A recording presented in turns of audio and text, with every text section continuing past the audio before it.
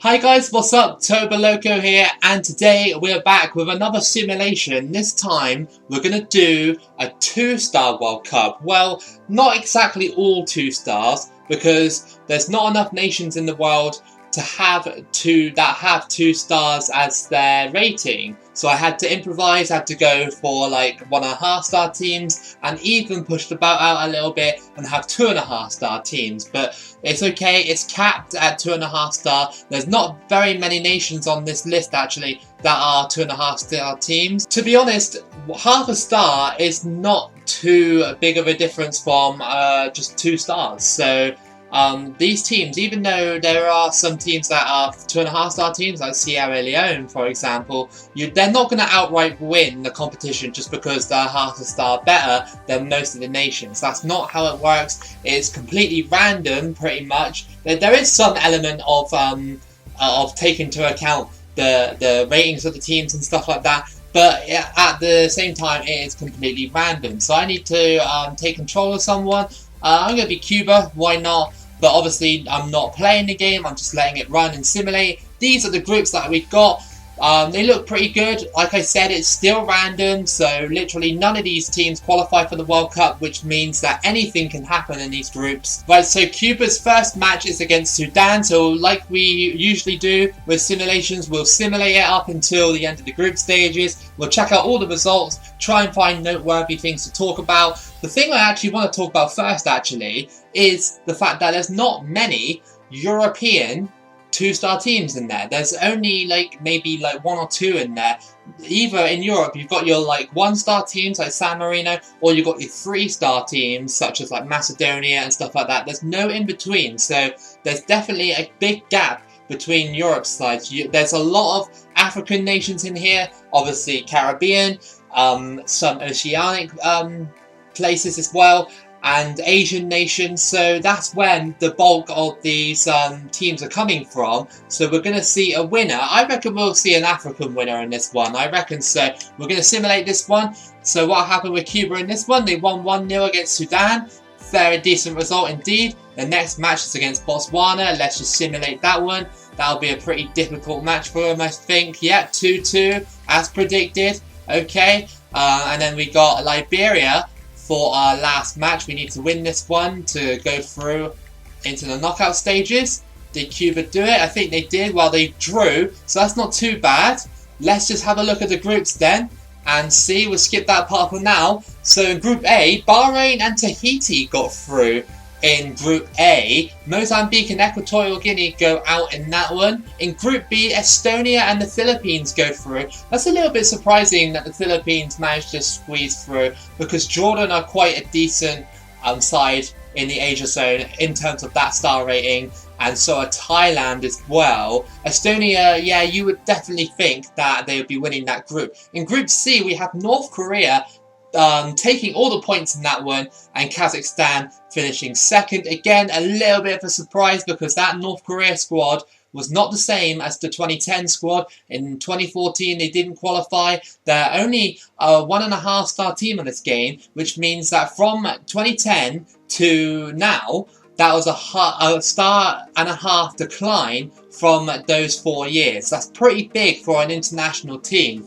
In Group D, we have Sierra Leone and Guatemala going through in that one. Group E, Botswana and Cuba going through. In Group F, we have Moldova and Tanzania, Syria and Central African Republic going out. In Group G, that was a really close one. Ethiopia and Burundi go through in that one, and Palestine and Kenya go out in that one. And in Group H, Zimbabwe and Azerbaijan go through. Lebanon just missing out on goal difference, and Antigua and Barbuda losing as well. So this is a round of 16. You got the Bahrain versus Philippines. We got North Korea versus Guatemala, Estonia versus Tahiti, Sierra Leone versus Kazakhstan, Botswana versus Tanzania, Ethiopia versus Azerbaijan, Moldova versus Cuba, and Zimbabwe versus Burundi. Okay, so if you want my early prediction from this, it's either going to be Azerbaijan or Moldova going through on the right hand side to the final, and then either Estonia or Bahrain or Sierra Leone going through. Not based on star rating, I just think that Estonia are the bigger team in that whole bracket, as are Azerbaijan in the other one. Let's see how far Cuba can get in this one. So Moldova versus Cuba, let's just simulate it. That's what happened. Oh, instantly knocked out. Immediately knocked out. Okay, we're going to simulate the rest of the tournament, see what happens. So what we got then? There was a North Korean there, but Ethiopia had taken the World Cup by a little bit of surprise, to be honest. I didn't think that Ethiopia would.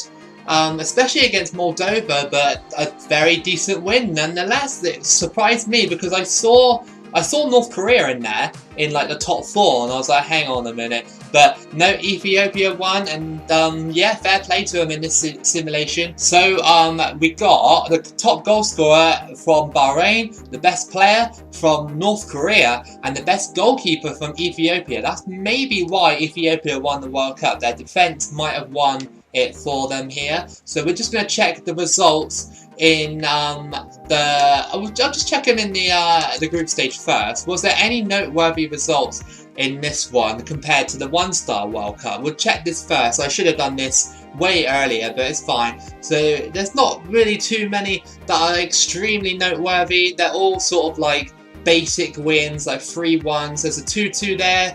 That was obviously Botswana and Cuba. Going down more, they're still just basic results. Not as many goals as the one-star World Cup, I don't think anyway. Because the one-star World Cup had a lot of 4-0s and a lot of 3-0s and stuff. You got the first 4-0 down there. North Korea versus Kazakhstan.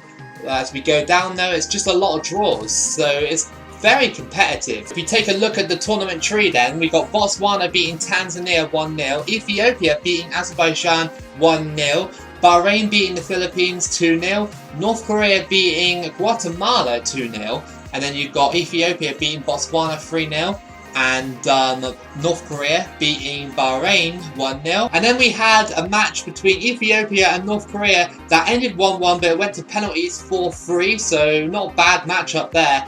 And Ethiopia went on to win the World Cup against Moldova, obviously.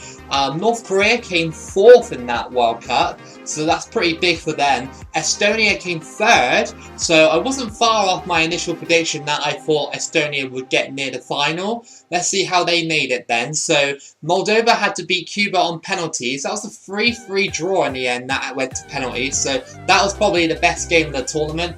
Burundi beat Zimbabwe 1-0. Estonia beat Tahiti 3-0, and Kazakhstan beat Sierra Leone 2-1. Moldova then went on to beat Burundi 1-0, and Estonia went on to beat Kazakhstan 1-0, and Moldova then went on to beat Estonia 1-0, and Moldova lost obviously, while Estonia won the 3rd place playoff. So that was your 2-star World Cup. Well, I guess your 2-star / 1.5 star / 2.5 star World Cup. Basically, your slightly below average teams in a whole World Cup. The result at the end actually surprised me. I didn't think that Ethiopia would win it. I don't know if they were like a 2.5 star or 2-star World Cup. Something strikes me as they are a 2-star team maybe. But yeah, the result really kind of threw me off a little bit. And if you want to see a 3-star / 3.5 star World Cup, then comment below. And I really hope you enjoyed this little simulation. If you did, then give it a like and subscribe. Keep it loco as always, and I'll see you again for the next video.